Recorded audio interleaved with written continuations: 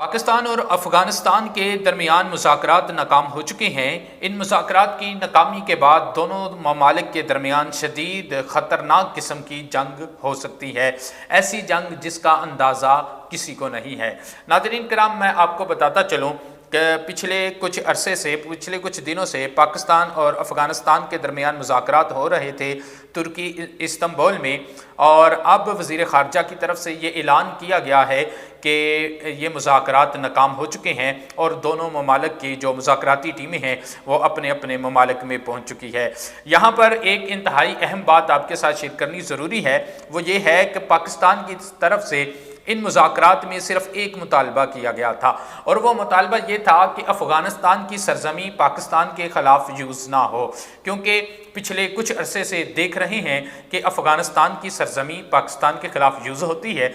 Indian raw Afghanistan की सरज़मी को use करते हुए, और बैट जो तालिबान हैं वो भी वहाँ से पाकिस्तान के अंदर कुछ कार्रवाइयों में मुलव्वस पाए जाते हैं, कार्रवाइयाँ कर रहे हैं, जिसकी वजह से पाकिस्तान के अंदर जानी माली नुकसान हो रहा था। नाज़रीन किराम, मैं आपको बताता चलूँ कि पिछले कुछ अरसे से पाकिस्तान और अफ़गानिस्तान के बॉर्डर पर कुछ हालात नामुनासिब थे। पाकिस्तान में अफ़गानिस्तान की तरफ से पाकिस्तान में कुछ कार्रवाइयाँ की गई, जिसके बदले में पाकिस्तान ने भरपूर जवाब दिया, और उसके बाद फिर जंगबंदी की गई और पाकिस्तान और अफ़गानिस्तान के दरमियान तुर्की इस्तांबुल में पिछले कुछ दिनों से मुज़ाकरात जारी थे।